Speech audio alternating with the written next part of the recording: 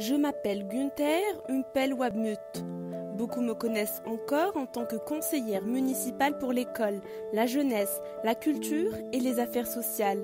Depuis juin 2016, j'ai pris ma retraite et depuis mars 2016, je suis soignant à l'hôpital Friedrich Ebert de Neumünster et depuis cette date, je suis présidente de l'Hospice Initiative. La motivation venait de mon domaine de travail que j'ai toujours travaillé avec engagement et l'idée de passer de 100 à 0 n'était pas acceptable pour moi. Il était important pour moi de rester actif et de m'engager. Et ce sont deux domaines, l'initiative hospice et les situations à l'hôpital qui me semblent importantes, que l'engagement civique développe et c'est pourquoi je me suis impliquée dans ces deux parties du travail. Le patient ombudsman s'occupe des plaintes à l'hôpital. Je ne suis pas l'avocat d'un patient, mais la tâche de ombudsman est d'écouter les plaintes des patients, mais aussi d'écouter les autres parties et les médecins pour interroger le personnel médical et ensuite servir d'intermédiaire. Si les choses ne peuvent pas être clarifiées, si les patients décident de le faire légalement, alors mon travail est terminé. Je ne peux que faire de la médiation et aider à clarifier les choses. L'initiative Hospice s'occupe des personnes en fin de vie. À Neumünster, environ 1000 personnes meurent chaque année.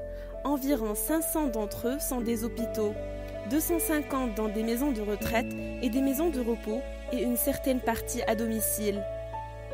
La plupart des gens veulent mourir chez eux de facto, ce qui n'est pas le cas.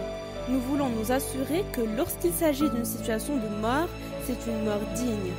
Les parents peuvent aussi dire à la fin « Le père, la mère nous a quittés, mais il, elle, est mort, morte dans la dignité. » Ici à l'hôpital, nous disposons d'un magnifique service de soins palliatifs de 8 lits. Et dans cette unité de soins palliatifs, l'initiative d'hospice est toujours représentée. Mais ils n'apportent pas la nourriture aux patients de sorte que nous leur avons apporté la nourriture, mais qu'ils entrent aussi dans la conversation. Nous voyons qu'il y a là des craintes et nous pouvons alors y répondre. Il y a beaucoup de souhaits différents quand quelqu'un dit « J'aimerais voir mon chien une fois pour toutes » ou « J'aimerais aller à Killerford ». Nous essayons simplement de répondre aux souhaits des personnes qui sont en phase terminale.